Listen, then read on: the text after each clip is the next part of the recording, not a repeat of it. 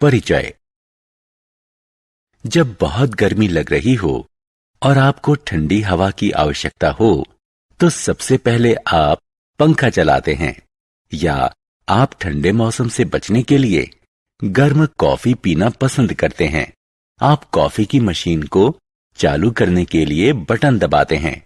आपको पंखा चलाने या कॉफी की मशीन को गर्म करने के लिए बिजली का स्विच क्यों दबाना पड़ता है? आइए इस पाठ में हम इन सभी चीजों के बारे में जानें। उद्देश्य।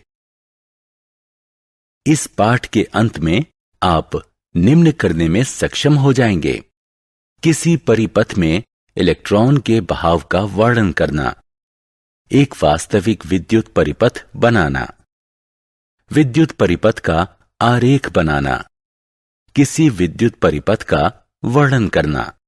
विद्युत परिपथ। एक विद्युत सेल या सूखा सेल बल्ब के प्रकाश का स्रोत होता है।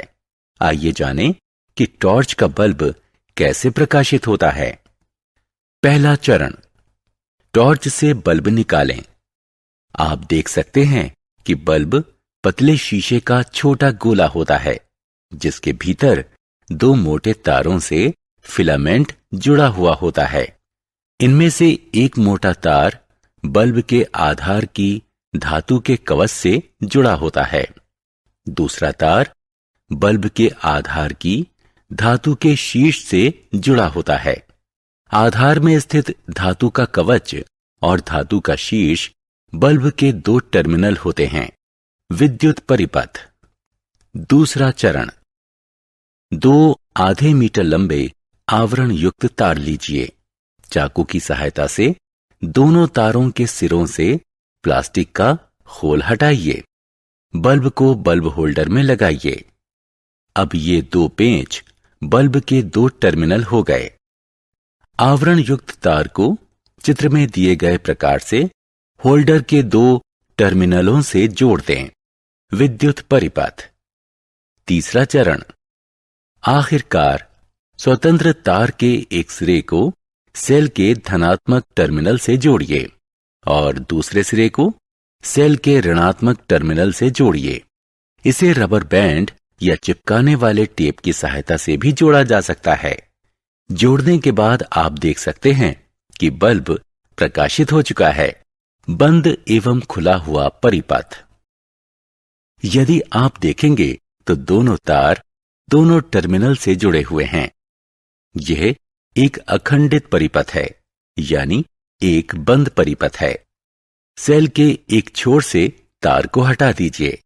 अब आप इस पथ को टूटा हुआ पाएंगे। अब बल्ब भी प्रकाशित नहीं हो रहा है, क्योंकि इस परिपथ से विद्युत प्रवाहित नहीं हो रही है। एक टूटे हुए पथ को खुला परिपथ कहते हैं। विद्युत परिपथ।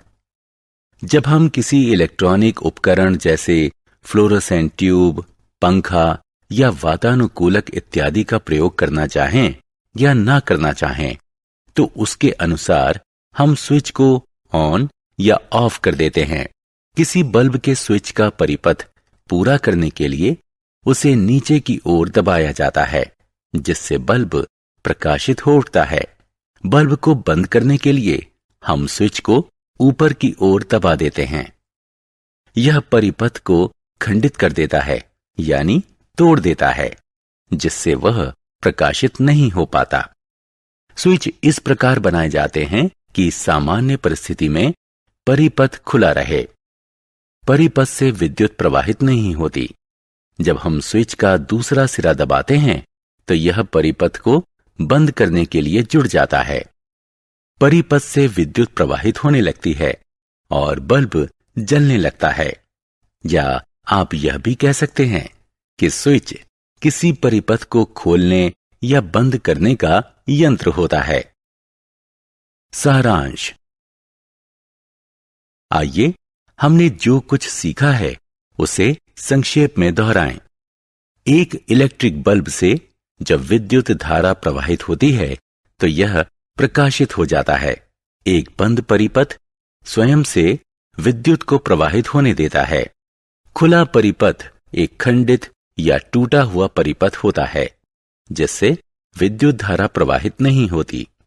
स्विच एक यंत्र है जिससे परिपथ को खोला या बंद किया जाता है।